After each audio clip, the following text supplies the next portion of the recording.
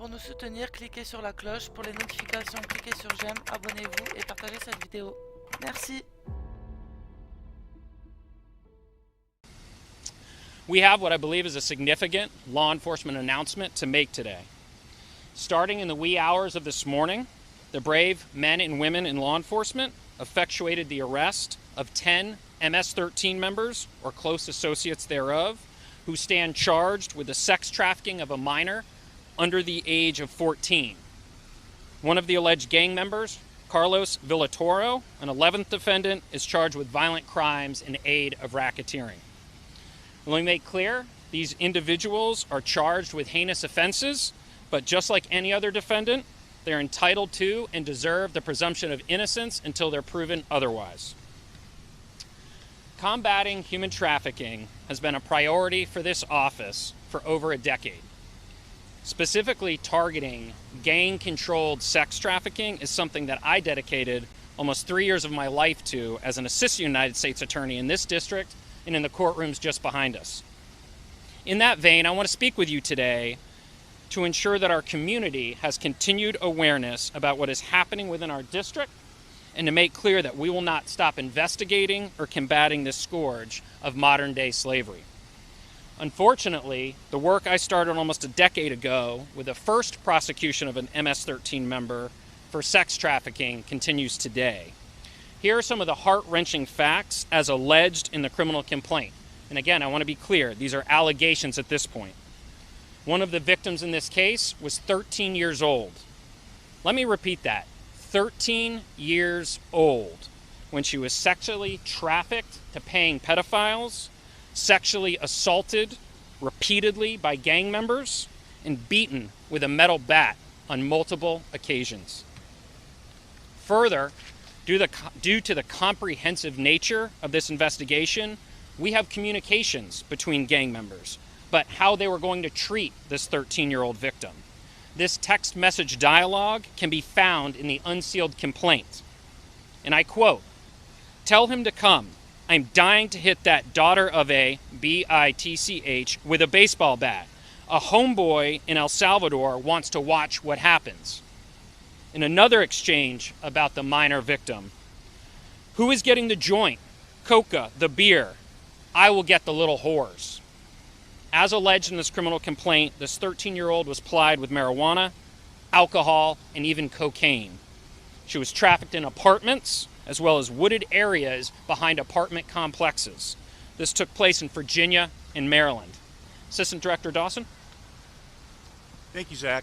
As Zach said, my name is Jim Dawson, and I'm the Acting Assistant Director in charge of the Washington Field Office of the FBI.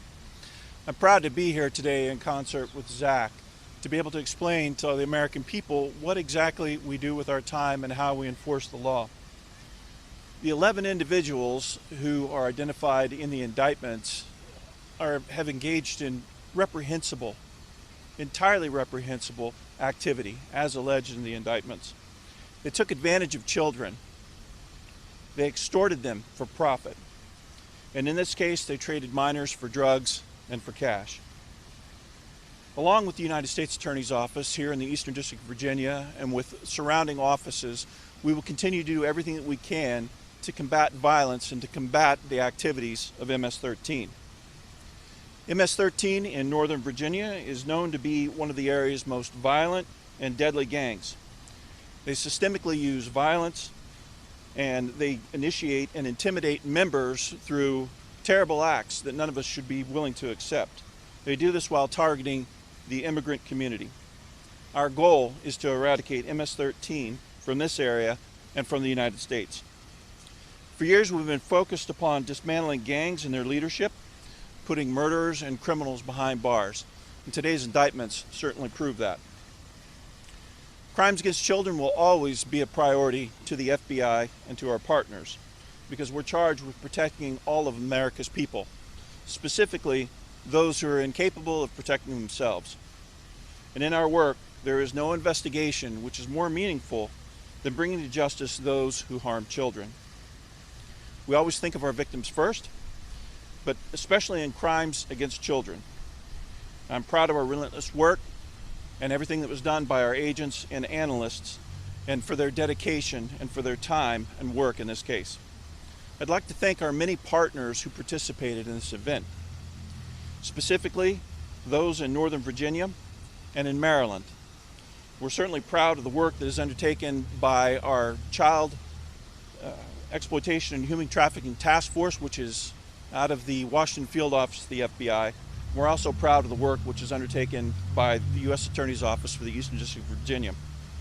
We're grateful for the investigative and tactical assistance which was afforded by the Department of Homeland Security, by Immigration and Customs Enforcement, and by enforcement and removal operations.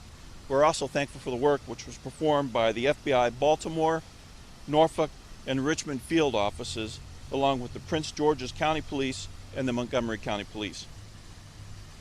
We would not be announcing these arrests today if it were not for a cooperative effort and a collaborative effort undertaken by many law enforcement agencies who are dedicated to protecting the American people.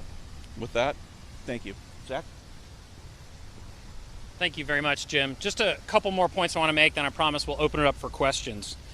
Yesterday, as many of you reported on, the Attorney General announced that $35 million in grant money will be going to states to assist in housing for human trafficking victims.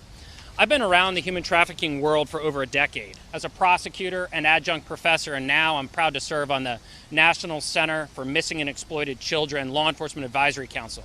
You ask any one of those entities and people around trafficking, what they will tell you is, we don't have housing. Housing is what we need. So this is not just another press release about federal dollars going out. This is huge. This is huge that we're finally going to have housing money appropriated, pushed out to the communities for victims. I'm pleased to tell you that the Commonwealth of Virginia received $868,000 in grant money. Second, you also heard an announcement back on July 15th about the Eastern District's role in a combined effort with the FBI and others in Project Vulcan, which is a whole-of-government approach to combating MS-13. You also heard on that day that EDVA, our district, charged the first MS-13 gang member with a terrorism offense. I just want to make that clear today. Today we're here obviously to talk about human trafficking. A couple weeks ago it was combating MS-13 as a terrorist organization.